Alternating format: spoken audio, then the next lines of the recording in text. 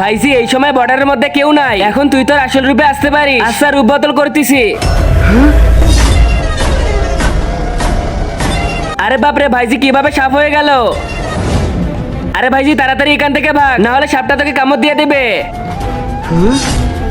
আরে ভাই ভয় পাস না, এটা ইচ্ছাধারী সাপ, কিন্তু এ আমার বন্ধু, এ তোকে কিছুই করবে না।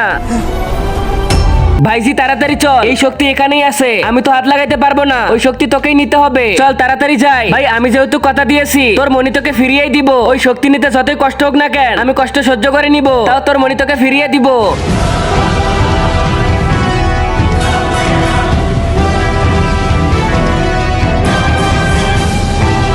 ভাইজি এই যে জাদু শক্তি, এটা তুই নিয়ে নে, আমি এই শক্তি নালে পুড়ে যাব। ভাই আমি নিতেছি, তুই পিছনে পাসা।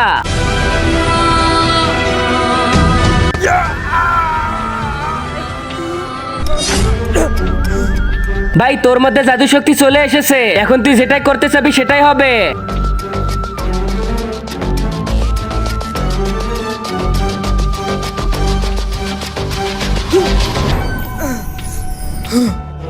ভাই আমি দেখতে পেরে গেছি তোর মনি কার কাছে আছে, চল আমার সাথে। আচ্ছা ভাই চল তাহলে। তারপর কি হয়েছিল দেখার আগে তুমি যদি তোমার মা বাবাকে ভালোবেসে থাকো তাহলে ভিডিওতে লাইক দিয়ে এই সাদা কালার সাবস্ক্রাইব বাটনটা চাপ দিয়ে সাবস্ক্রাইব করে দাও। আর যদি তুমি লাইক সাবস্ক্রাইব না করো তাহলে আমি ভেবে নিব যে তুমি তোমার মা বাবাকে ভালোই বাসো না। আর কমেন্ট বক্সে বলে যাও আই লাভ ইউ মা বাবা।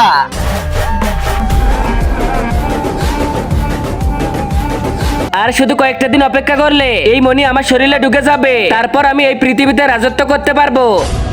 আব্বে ওই এই স্বপ্ন আমি কখনোই পূরণ করতে দিব না। আব্বে কে তুই আমার সাথে লড়তে চাস? আরে কি এর সাথে তো ইচ্ছেদের সাপও আছে।